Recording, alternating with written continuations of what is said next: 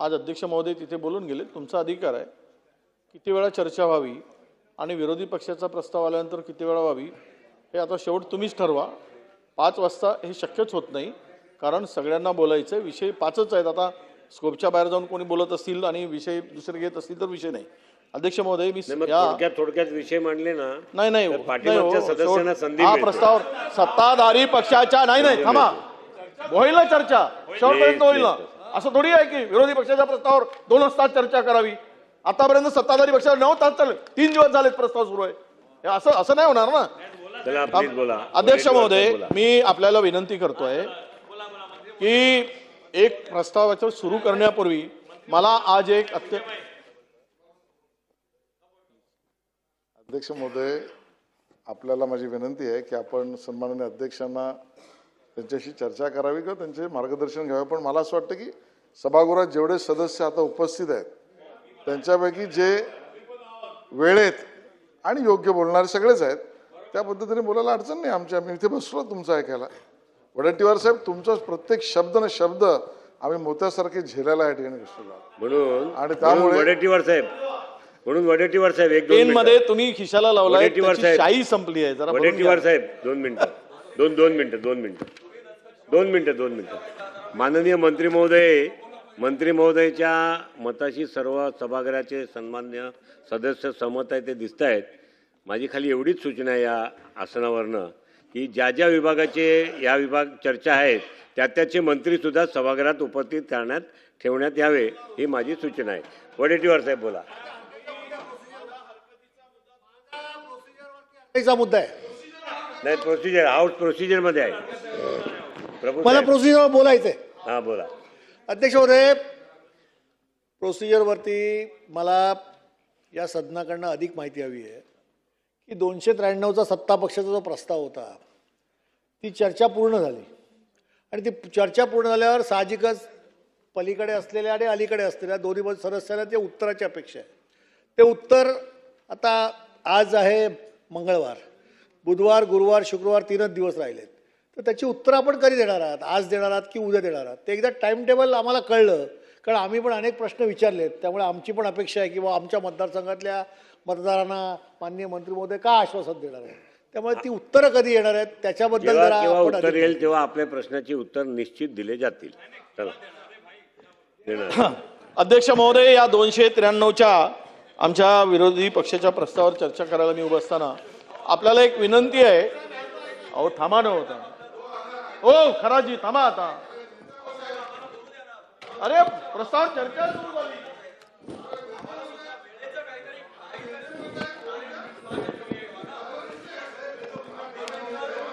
अध्यक्ष महोदय, 293च्या प्रस्तावावर मी चर्चेसाठी आपण हा प्रस्ताव सुरू होण्यापूर्वी एक गोष्ट, एक खरं म्हणजे महत्वाचा विषय तो पहिल्यांदा माननीय मंत्री महोदय आपल्या कानावर टाकू इच्छितो, अत्यंत संवेदनशील आहे। मला आत्ता एक मेल आला ऑस्ट्रेलियावरून,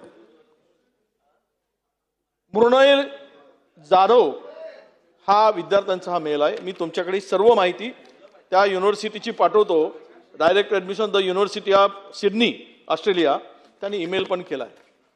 हा मुलगा 2025 मध्ये महाराष्ट्र शासनाच्या अल्पसंख्याक विभागाकडून हा मृणाल जाधव नावाचा मुलगा शिष्यवृत्ती मंजूर झाली आणि तो त्या युनिव्हर्सिटीमध्ये सिडनीला सेमिस्टरमध्ये शिक्षण घेत आहे, 3ऱ्या सेमिस्टरमध्ये। याला 2 सेमिस्टरचे 1 रुपया सुद्धा शिष्यवृत्तीचा मिळाला नाही। याच्या बापाने कर्ज काढून ते काही पैशाची व्यवस्था केली।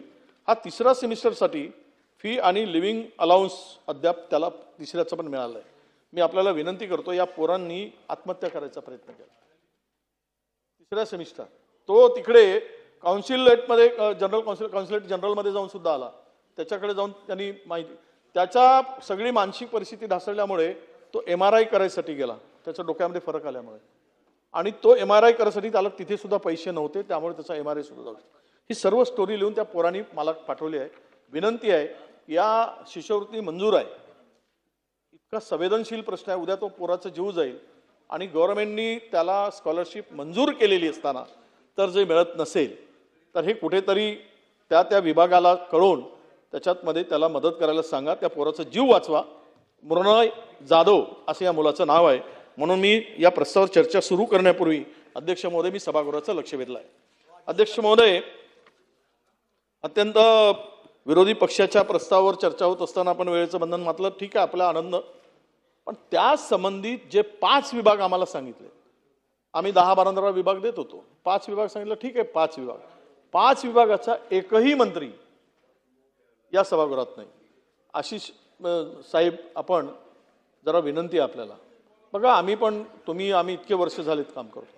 ठीक आहे, एखादी मंत्री असू शकत नाही, 2 मंत्री असू शकत नाही. कॅबिनेटमधले संबंधित 5 खात्याच्या मंत्र्यामध्ये एकही मंत्री नाही. तुमचं बहुमत आहे, असंख्य ताकद तुमची आहे. सभागृहाला तुम्ही जर विरोधकांना त्या पद्धतीनं तुम्ही वागत, तुमचा तो आम्ही एवढंच म्हणू की आमच्याकडे एकच मंत्री त्या संबंधित खात्याच्या, त्या फक्त ऊर्जा. कदम साहेब, प्रस्ताव वाचला काय? त्या प्रस्तावाशी संबंधित मंत्र्यांशी बोलतोय. माझ्याकडे बघून असं नका बोलू ना. शेवट सगळ्यांनाच कुठे ना कुठे तुम्हाला पण बोलताना. अध्यक्षांकडे काल बघून परवाच्या दिवशी तुम्हीच लोकांनी सभागृहात मंत्री नाही म्हणून सभागृह बंद पाडला सत्ताधाऱ्याच्या पक्षावर, आणि आम्ही बोललो की मिरची लागते, तुम्ही बंद केलात. मग आम्ही बोलताना जरा मनात बोलत नका जाऊ, तोंड मारत नका जाऊ.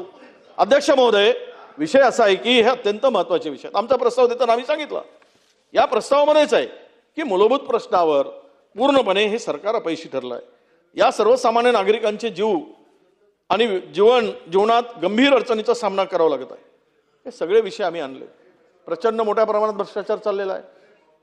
मिसिंग लिंक पाहिलं आपण, गाजावाजा केला, आणि त्यामधून जी परिस्थिती उद्भवली हे महाराष्ट्राच्या पुढे. अध्यक्ष महोदय, जो कंत्राटदार आहे ना, त्याच कंत्राटदारांच्या संदर्भात प्रचंड तक्रारी सुद्धा आहेत, आणि त्याही संदर्भात काही चर्चा या सभागृहात होऊन त्याच्याकडून उत्तर मिळण्याची अपेक्षा. अध्यक्ष महोदय, आता मुंबईच्या संदर्भात ही श्रीमंत महानगरपालिका, या महानगरपालिकेमध्ये अध्यक्ष महोदय 1 वर्षामध्ये पालिकेच्या मुदत ठेवीमध्ये 4,000 कोटी रुपयाची घट झाली. या 30 जानेवारी 2026 रोजी महापालिकेच्या मुदत ठेवी 81,000 कोटी होत्या, त्या आता 77,000 कोटी आल्या. आणि मुंबईची काय वाट लागली? एकीकडे ठेवी कमी होत आहेत, करा, पण विकास कुठे दिसतोय? तुम्ही पण बोललात अनेक विषयावर चर्चा करताना. आज झाडं पडतायत, मॅनहोलमध्ये लोक मरतायत. काल परवा तिथूनच बसून FIR दाखल करा म्हणून अध्यक्ष महोदयांनी सूचना केल्या. ज्या मॅनहोलमध्ये ज्या व्यक्तीचा मृत्यू झाला त्याची जबाबदारी फिक्स करून जो अधिकारी याला जबाबदार आहे, धनाजी हेर्लेकर यांनी ही जाळी बसवल्याचा खोटा अहवाल दिला होता. त्याच्यावर FIR करा म्हटलं, त्याच्यावर कारवाई झाली नाही. त्याच भागात पुन्हा काल झाड पडल्यामुळे एका व्यक्तीचा जीव गेला. म्हणजे आपण निर्देश करून सभागृह इथे सुरू असताना अध्यक्ष गांभीर्यानं त्याची दखल घेतात, तरी पण त्याच्यावर गुन्हा दाखल होत नाही. तो अधिकारी तिथेच कार्यरत असतो आणि तो दुसरा गुन्हा घडतो आणि दुसऱ्या माणसाचा जीव जातो. यावरून आम्ही म्हणतो ते नागरिकांच्या जीवनामध्ये काही सामान्य गरीब आणि सामान्य लोकांच्या ज्या काही अडचणी येत आहेत त्याचं हे मूर्तिमंत उदाहरण आहे अध्यक्ष महोदय, असं मी मानतो. आणि म्हणून आपल्याला विनंती करतो आहे की आपण या संदर्भात सरकारने लक्ष घातलं पाहिजे. अध्यक्ष महोदय, ही सगळी परिस्थिती मुंबई महानगरपालिकेची असताना पहिल्या पावसामध्ये 13 बळी या शहरामध्ये गेले. 13 बळी जात असताना बिल्डिंग कोलॅप्स झाली, तिथे 6 लोक गेली. झाडं पडल्यामुळे 3 लोकांचा जीव गेला. आणि ह्या सगळ्यामध्ये एवढ्या जर आपण ठेवी गोठवतो आहोत आणि सिमेंट रस्ते करतो, सिमेंट रस्त्यामुळे त्या झाडाला प्रोटेक्शनच राहिलं नाही, त्याचे रूट्स आतमध्ये गेले नाही किंवा पाणी मिळत नाही, झाड वरच राहिलं आहे सिमेंटमुळे, त्याला मजबूती नाही, आणि त्यामुळं आज निरर्थक लोकांचा जीव जातोय. अध्यक्ष महोदय, हे या ठिकाणी मी आपल्या लक्षात आणून इच्छितो. अध्यक्ष महोदय, खरं तर हा प्रस्ताव आणत असताना यामध्ये जमिनींच्या मोठ्या प्रमाणामध्ये धनदांडग्यांना जमिनी वाटल्या जात आहेत, बिल्डरना, मोठमोठ्या उद्योगपतींना महाराष्ट्र लुटला जातोय. साधारणतः अदानी सारख्या व्यक्तींना आता महाराष्ट्रातील 5 लाख कोटीच्या जमिनी दिल्या, कवडी मोलभावानी दिल्या. ज्यांनी अदानींनी बोट ठेवला ती जमीन अदानीची, त्यांनी सांगितली ती जमीन त्यांची, सिलिंगची जमीन 11,000 कोटीचा 11,500 कोटीचा पहिला बिडर होता, त्याला डावलून 8,500 कोटीमध्ये त्या अदानीला जमीन दिली. एवढं काय अदानीच्याकडे नतमस्तक चाललंय सरकार? का नतमस्तक होतं अदानीच्या पायावर? एवढी जमिनी का देतोय? त्यांनी सांगितली की ती जमीन त्याची, त्यांनी बोलावं, ती जमीन घ्यावी. आणि ह्यामध्ये महसूल मंत्री महोदय आले, स्वागत आहे. किमान तुम्ही आल्यामुळं आमचं कानावर तरी आमच्या गोष्टी आपल्या कानावर टाकतोय अध्यक्ष महोदय. अहो असं नका करू. वन विभागाच्या प्राईम जमिनी नागपूरची 1000 एकर जमीन, 1 कोटी रुपये सुद्धा नाही त्याची जमिनीची किंमत. या सगळ्या जमिनी देत असताना आता उरण पनवेल तालुक्यातील शासकीय जमिनीवर बेकायदेशीर लूट चालली आहे. त्याची नोंद तुम्ही घेतली पाहिजे. तुम्ही चांगलं काम करताय, तुमचे निर्णय धडाकेबाज आहेत. JNPTच्या नावाखाली उरण, पनवेल आणि पेन तालुक्याचा बळी दिला जातो अध्यक्ष महोदय. गेल्या 37 वर्षात या बंदराचा विकास झाला नाही, पण आजूबाजूच्या परिसराचा सुरळीत विकास न करता केवळ भूमाफिया आणि भ्रष्ट अधिकाऱ्यांसाठी चरण्याचं कुरण हे झाले आहेत अध्यक्ष महोदय. सिडको, वन विभाग, CRZ, किनारपट्टी शासकीय जमिनीवर पुढाऱ्यांच्या संगनमताने बेकायदेशीरपणे container yard, CFS, RMC plant उभारण्यात आले आणि दर महिन्याला 50 ते 100 कोटी रुपयाची ही काळी कमाई यातून केली जाते. 100 कोटी रुपये या सगळ्या जमिनी भडकावल्यात आणि उद्योग RMC प्लांट झाले, CFS झाले, कंटेनर यार्ड झालेत, भाड्यानं देऊन टाकलेत. हे सगळे कोण आहेत? हे कोण पुढारी आहेत? कोण लोकप्रतिनिधी आहेत? आणि याच्यावर कारवाई का होत नाही? या जमिनीवर सिडकोच्या इतक्या मोठ्या प्रमाणामध्ये CRZ उल्लंघन केलंय, तरी कारवाई होत नसेल तर हे अत्यंत गंभीर आहे असं माझं मत आहे अध्यक्ष महोदय. आणि म्हणून मी हे पुरावे आहेत या संदर्भातले हे सर्व ज्या ज्या सर्वे नंबरवर सिडकोचे अतिक्रमण करून हे सगळे उभे केलेले आहेत, याचे सर्व पुरावे उपलब्ध आहेत. विक्रम करायला नको अतिक्रमण. हो, विक्रम पाचपुते साहेब, बसा. पाचपुतेजी, अध्यक्षांकडे पीठ करायची नसते. बसा. म्हणून पाठ नाही करायची. माझी आपल्याला अध्यक्ष महोदय विनंती आहे की या सिडकोच्या मोठ्या प्रमाणात जमिनीचा आपण कुठेतरी निर्णय घेतला पाहिजेत आणि सगळे अतिक्रमण आपण काढले पाहिजेत अशी माझी आपल्याला अध्यक्ष महोदय विनंती आहे.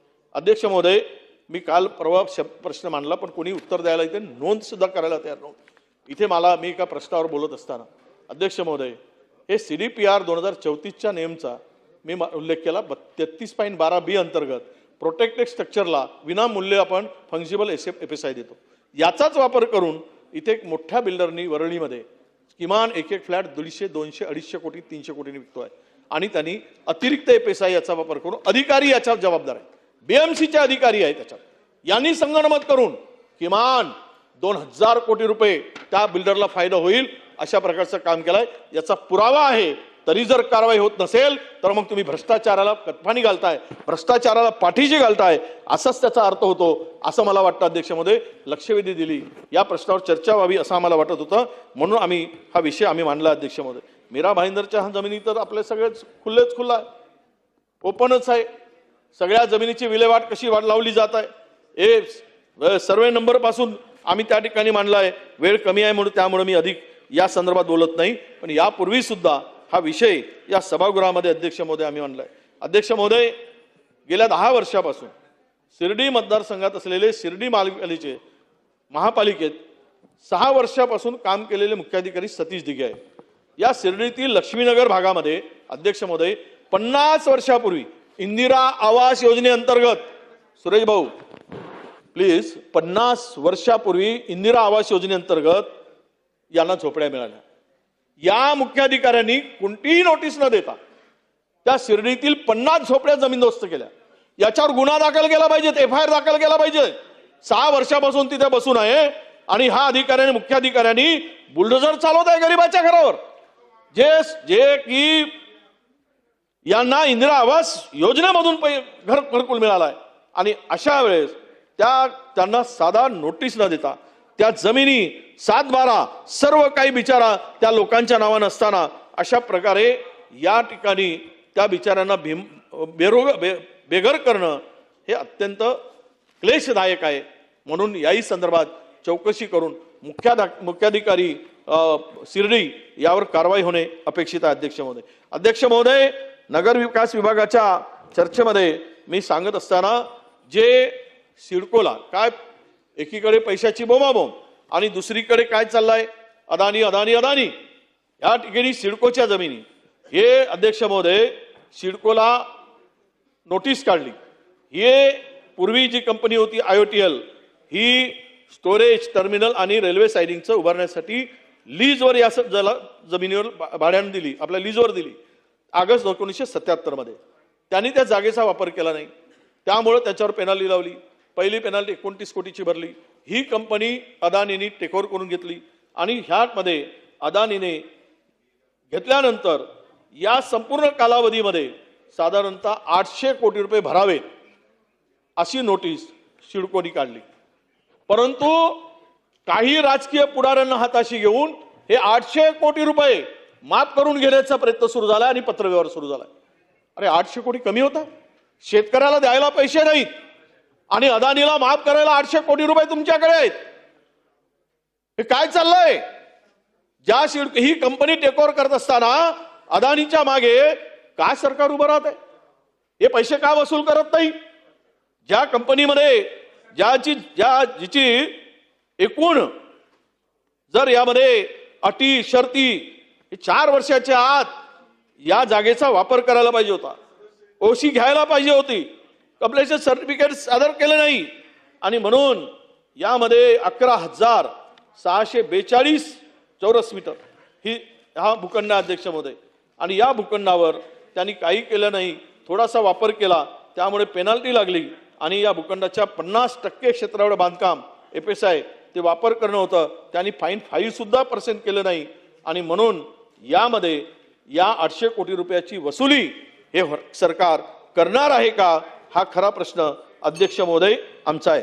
अध्यक्ष महोदय, खरं तर मी प्रस्ताव सुरू केला होता, आपल्याला विनंती आहे, मी सुरू करणार होतो, नानाभाऊंचा फ्लाईट होता म्हणून त्यांनी सुरू केला प्रस्ताव. विरोधकाकडून गटनेता म्हणून आम्ही मांडतो अध्यक्ष महोदय, त्यामुळे विषय महाराष्ट्रातील अनेक विषय आहेत, चर्चेला आपण मर्यादा घालू नका, आमची विनंती आहे. 56 मिनिटं नानांचं भाषण ऑलरेडी झालंय आपला पक्षातर्फे. नाही असं आहे की आपण या प्रस्तावावर जर रेकॉर्ड, तुम्ही सिनियर सदस्य आहात, तिथे बसलात, यापूर्वीचे रेकॉर्ड काढून बघा. आपण अशा प्रस्तावावर 3-3 तास, ज्यावेळेस खडसे साहेब होते 3 तास 2.5 बोलत होते साहेब या प्रस्तावावर. मी भाषण काढले त्यांचे.